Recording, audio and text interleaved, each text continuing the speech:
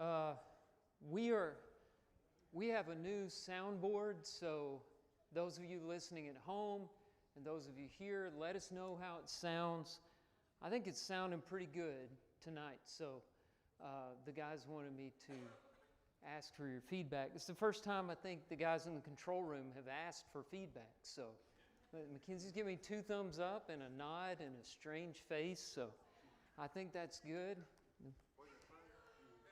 Turn the other one on, you'll get feedback for it. Oh, that sounds good.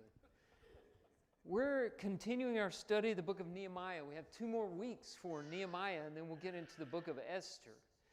And tonight's focus is going to be on Nehemiah chapters 6 and 7. Then we'll skip over to chapters 11 and 12, and we're talking about now the completed city. And what is actually completed is the wall of Jerusalem. We've referred to this several times, so I don't think we've kind of already spoiled the end. But chapter 6, verse 15 tells us that Nehemiah and the Jews finished the wall in a mere 52 days, which is just remarkable considering what they had against them. We talked about the opposition last week. And the rudimentary tools they had to use, the lack of technology they had compared with us today. 52 days for a project like that. Now, there are 2 walls that Nehemiah leads in building.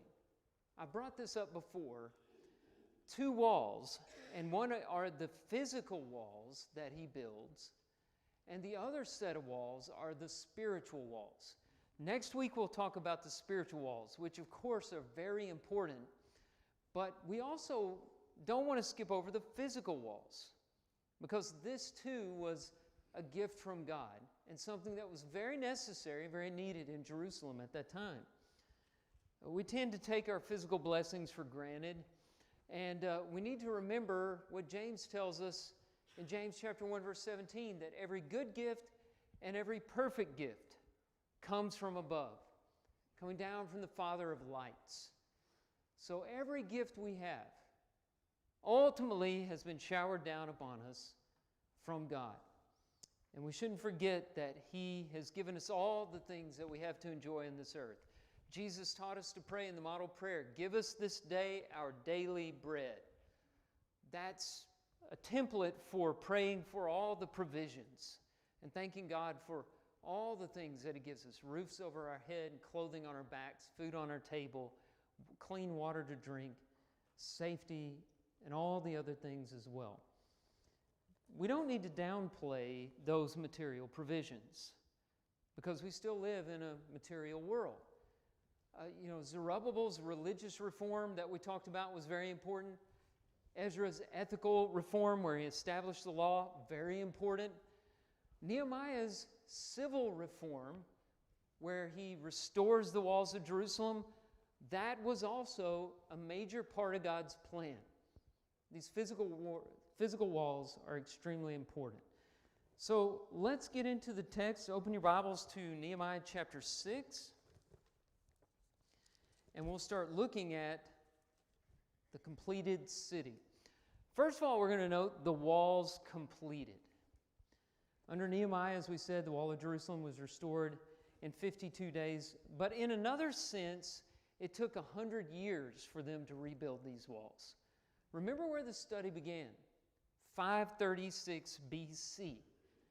That's when Zerubbabel first led the Jews from Babylonia into Jerusalem. They laid the foundation for the temple. It took them 20 years to build the temple. And we are now in 444 BC, or BCE, whichever you use.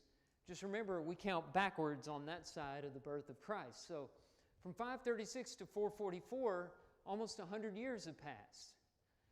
And this whole time, Jerusalem has been defenseless. The walls have been low. And this is a history of procrastination, pessimism, and laziness. But Nehemiah came in, and he brought them the motivation that a good leader will give so that they were able to complete this project that had been delayed for so very long.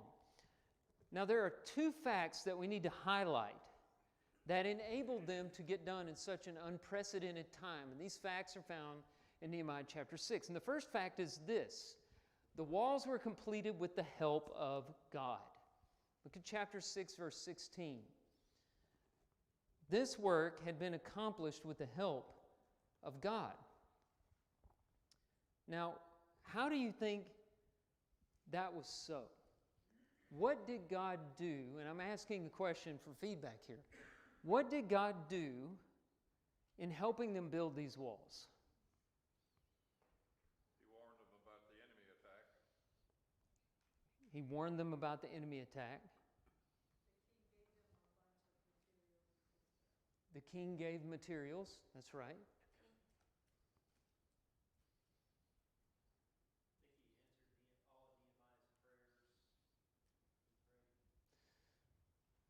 How is this different from, say, the days of Moses in the wilderness wanderings? You know, the people get thirsty. What does God do to water the people and the livestock? Miracle. Strike the rock. Speak to the rock. And water comes forth. You see anything like that in the book of Nehemiah? I looked. I didn't see one miracle, one supernatural event through the whole thing. Yet this is not the first statement that we've read, which said God is with them, God helped them. This will be done through the power of God, not by our own hands. What we're talking about here is providence. And providence can be defined in a whole bunch of different ways.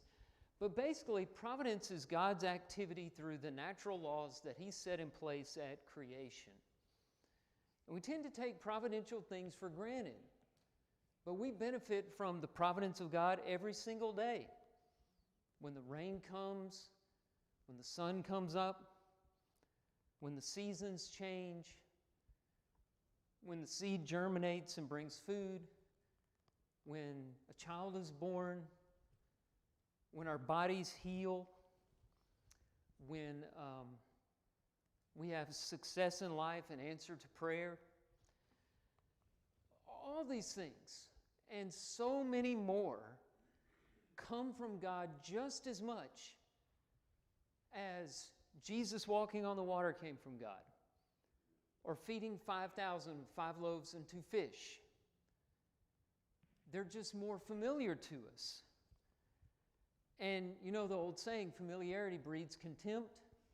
I'm afraid that applies to a lot of God's gifts in our lives. Nehemiah did not need a miracle to know that this project could not have been done without prayer, without God's help. But there wasn't, walls stacking up, falling from the sky. There wasn't the sun standing still for 24 hours until they finished the project. Everything happened according to natural law, but it was with God's help. I think that's really important for us because we don't live in the miraculous age. I think there's some people in the world that have this idea that to be a believer, you've got to believe in miracles. To believe God is active in this world, you have to believe in signs and wonders and supernatural events around every corner. Most of the Bible keeps the miracles at a minimum. The book of Esther, the name of God isn't mentioned a single time in that book. But as one commentator said, His finger is all through it. It's providence. It's God's activity. And He worked in Nehemiah's day just as He works today, which is why another reason I love studying this book. Another example I like to use is David and Goliath. One of the most fascinating, amazing stories in the Bible. Everybody in the world knows the story of David and Goliath. Where's the miracle? The shepherd boy, he slung a stone, hit the giant in the head, and he fell. That's not a miracle. It's amazing. It might even be inexplicable. But it's not a miracle. David had faith. He believed God delivered him, but he did it without a miracle. So what I'm trying to get you to do is to believe that God is still active, even though the rivers aren't parting right in front of you, or you're not walking on water, or you're not seeing signs and omens and having visions that come true. God is still active. And the person who prays is bringing His power into their lives. Bob, did you raise your hand? Go ahead. I was just going to mention Ephesians 3:20, where it says God is able to do exceedingly more than we ask or think with His power working through us. Yeah, that's a good verse. Now look at the reaction if you're still at Nehemiah 6:16. What is the reaction of the enemies to the success of the Jews? Does somebody find that? I'm sorry. They knew God was with the Jews, that's right. And it scared them, right? They were afraid and fell greatly in their own esteem. This is what happens when the enemies of God see God working through His people. The best thing that you can do to thwart the enemies of God is to just keep doing God's work. And the problem will take care of itself. It didn't say that they fell in the esteem of their neighbors or their cities or the people they ruled. They were ashamed of themselves. They fell in their own esteem. And this happens every time God works through His people. Another great example I like to use is from Joshua chapter 2. Turn over to Joshua 2, to the account of Rahab and the spies. You know, these men came to spy out the land, the promised land, prior to the invasion of Canaan. And they came to Jericho, the first city. And this harlot named Rahab hid them. And she makes this confession in Joshua 2, verses 9 and following, which I believe represents the faith that James talks about in James 2. Here's what she says, Joshua 2:9. I know that the Lord has given you the land, and that the fear of you has fallen upon us, and that all the inhabitants of the land melt away before you. For we have heard how the Lord dried up the water of the Red Sea before you when you came out of Egypt, and what you did to the two kings of the Amorites who were beyond the Jordan, to Sihon and Og, whom you devoted to destruction. And as soon as we heard it, our hearts melted, and there was no spirit left in any man because of you. For the Lord your God, He is God in the heavens above and on the earth beneath.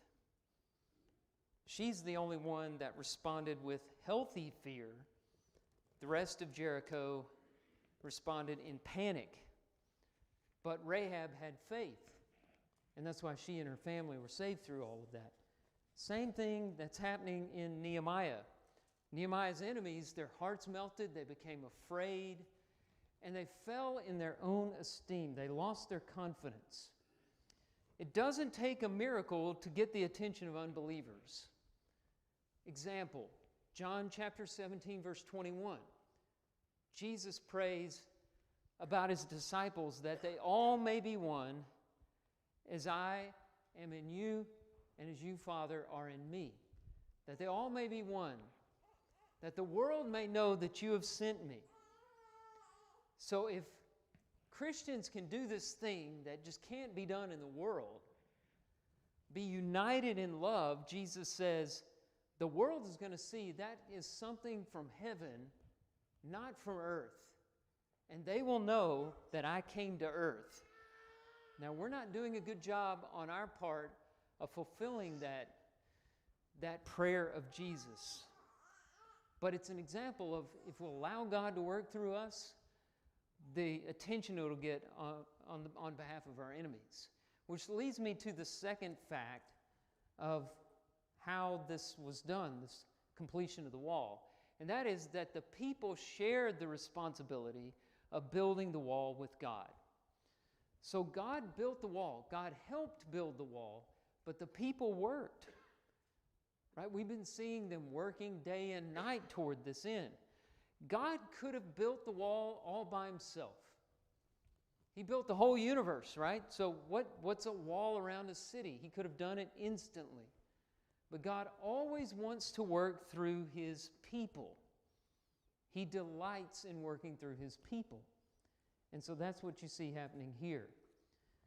That's why responsible Christians will work heartily as to the Lord and not unto men. Colossians 3:23. That's why we will earn our own living, 2 Thessalonians 3:12, and provide for our relatives, 1 Timothy chapter 5, verse 8. That doesn't mean that other factors like unemployment or poor health won't sometimes get in the way of doing that. But ideally, what we want to do is earn a living, do an honest day's work. And why do we do that? So that we can amass riches for ourselves and hoard up possessions? Jesus said, a man's life does not consist in the abundance of his possessions. Luke chapter 12, verse 15. The reason we work for God, is so that we can share with others. Look at what Paul says in Ephesians 4:28. Work with your own hands, don't steal, so that you'll have something that you can share with other people. That's the goal of work. And these people worked together. They saw we have a responsibility. Even though it's with God's help, we have something that we must do as well. So that's the wall completed. But imagine all those people, each doing their own thing, their own way, and God not involved in building that huge wall around the city. You can see God was in it. Because anytime you get a bunch of people together, they're all doing their own thing, and nothing gets done. Yeah. They had to have a higher power tying them all together, unifying them. What set the fear in the people around them is that they saw them working together in unison and making it happen smoothly. Unity is a scary thing to the opponents. And the church could remember that. And the devil is never more afraid when God's people are unified. That's why he's always trying to divide us, right? All right, let's look at the second thing here. The walls guarded. This is interesting. After the walls were completed, Nehemiah took immediate measures to ensure the newly rebuilt city was properly defended. This is in chapter 7, and I'm going to go over 3 measures that he took. The first one's in verse 1 of chapter 7. He says, when the wall had been built, and I had set up the doors, and the gatekeepers, the singers, and the Levites had been appointed. So he set guards before the gates. These guards were gatekeepers, singers, and Levites. That's the first step that he took. Secondly, he appointed 2 men to be in charge of security. Now, these men are mentioned in verse 2. I gave my brother Hanani. We've been introduced to Hanani already. He comes up in chapter 1. You remember, he is the man traveling from Judea or Jerusalem to Persia. He's called Nehemiah's brother. Maybe he was brother in the sense that we think of it. This is the second time he's called his brother. Or maybe he just means my kinsman in the flesh, my fellow Jew, but he's a friend of Nehemiah's at the very least. And he came and he started this whole ball rolling, telling Nehemiah about the devastating state of Jerusalem. That's where the story began. Well, he is one of the men put in charge of security. And the other one, he has a very similar name, Hananiah, the governor of the castle. He gave them charge over Jerusalem because this man was a more faithful and God-fearing man than many. So he pays these men compliments. And that's the second thing that he did, is putting these guys in charge of security. So there's good organization, which is something we expect from Nehemiah. Here's the third measure he took, verse 3. He establishes a schedule for the opening and closing of the city gates. They're not just going to be open all the time, all day, all night, 24/7. Let not the gates of Jerusalem be opened until the sun is hot, and while they are still standing guard, let them shut and bar the doors. So don't open them too early in the morning. Make sure everybody's up and aware before the gates are opened. and don't close them after the guards leave. Early in the night, before the guards are off duty, the gates need to be closed. So he's taking extra security measures. Here's what we can take away from that. We can do great things for God, but if we don't follow through, it doesn't matter. What good would it have been for Nehemiah to build these walls and gates and doors and leave them unguarded? It would only be a matter of time and the walls would be down again. Anything that you do that's worth doing never really gets finished, right? A house is a perfect example. You build a house, you move into the house, and immediately you start having to make repairs. You know, things just don't stay new, but just for a few moments. Anything worth doing well requires follow-up.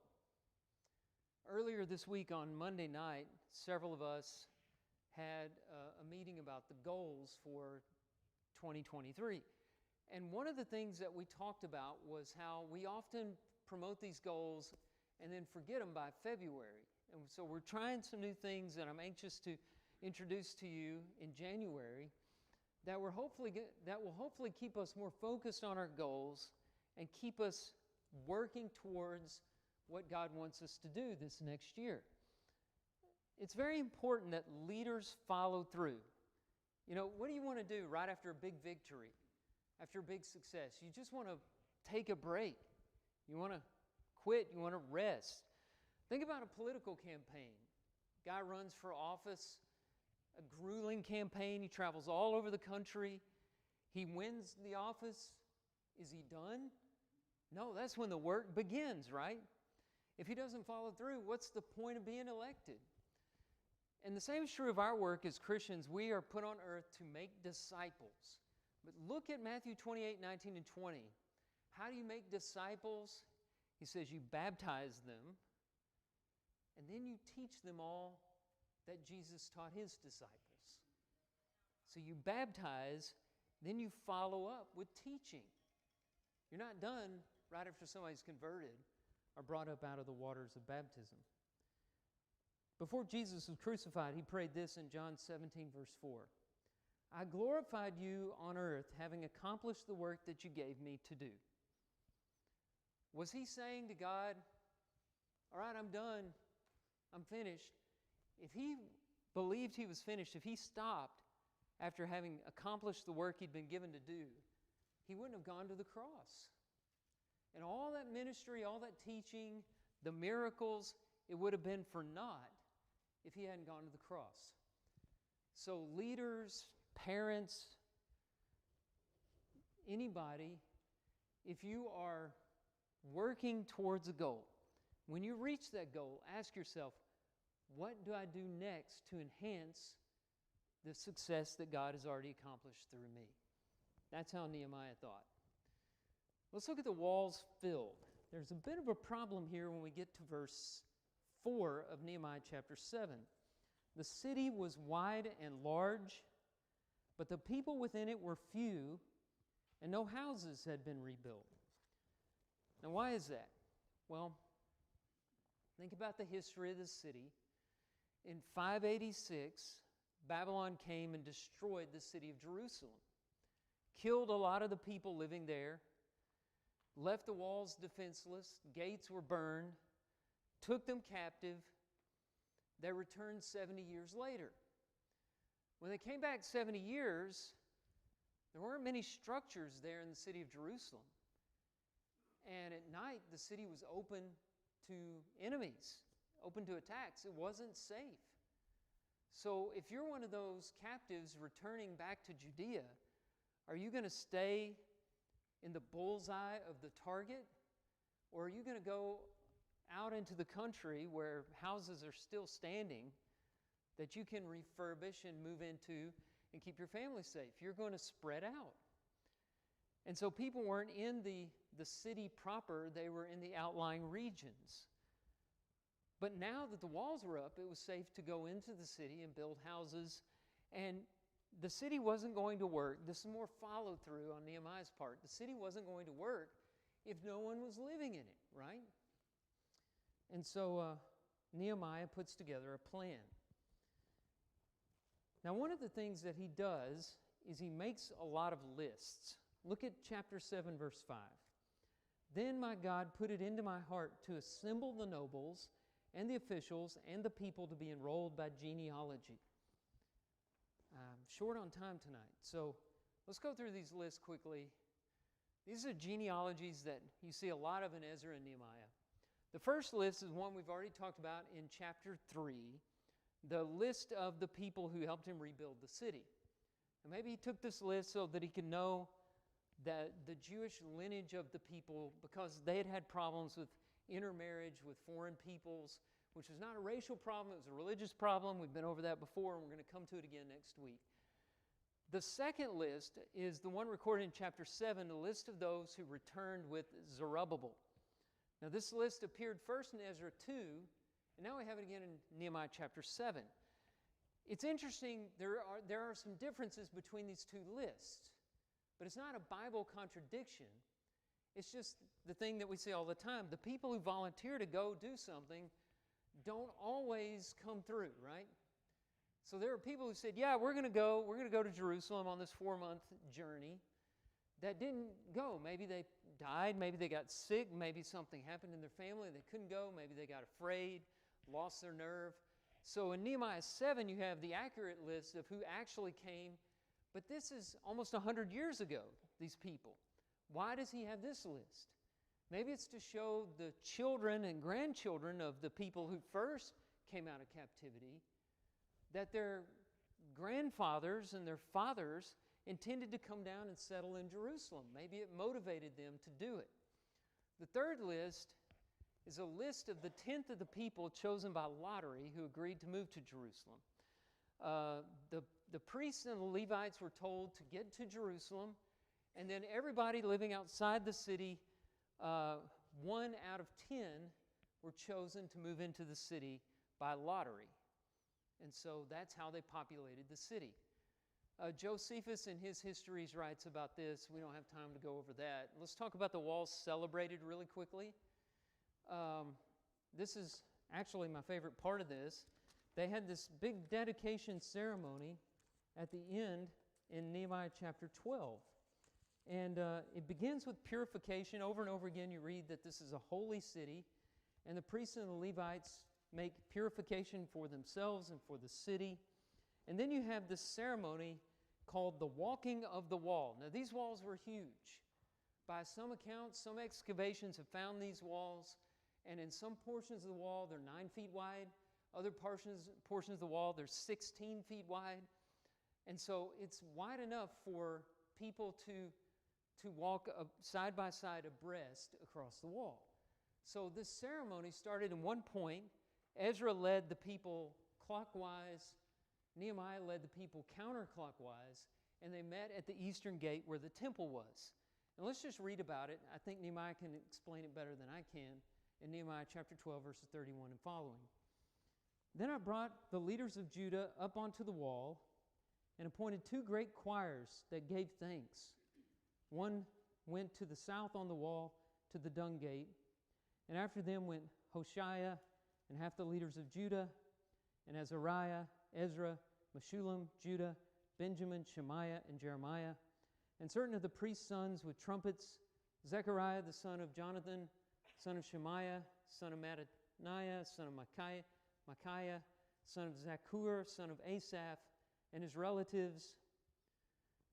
Verse 37, at the fountain gate that went up straight before them by the stairs of the city of David, at the ascent of the wall above the house of David to the water gate on the east. Verse 38, the other choir of those who gave thanks went to the north, and I followed them with half of the people on the wall above the tower of ovens to the broad wall, and above the gate of Ephraim, and by the gate of Yeshana, and by the fish gate, and the tower of Hananel, and the tower of the 100 to the sheep gate, came to a halt at the gate of the guard. So both choirs of those who gave thanks stood in the house of God. And I and half the officials with me, he names the officials, and the singers sang with Jezariah as their leader, Verse 43, they offered great sacrifices that day and rejoiced, for God had made them rejoice with great joy. The women and children also rejoiced, and the joy of Jerusalem was heard far away. So it's this great ceremony where the people walked the entire perimeter of the wall, one group going in a clockwise direction, the other group going in a counterclockwise direction. Ezra's leading one group, Nehemiah's leading the other, and they meet where the temple entrance is, and they rejoice. And there's music and celebration and shouting. And did you catch what he said? He said it was heard far away. That's probably literally true, but I also believe that was figuratively true. And as we study this so many years later, we see that it's true even today. We still hear that celebration today because this was all a part of God's plan of bringing Christ into the world. This was key to keeping the covenant God made with Abraham in Genesis chapter 12 to bless all the nations of the earth through his offspring. That offspring would eventually come to be born and to die in the city of Jerusalem that they're rebuilding and to rise again in that same place and ascend from there into heaven, from where he will return one day to bring back his saints. Sorry I had to rush that last part, but a little short on time tonight. Appreciate it.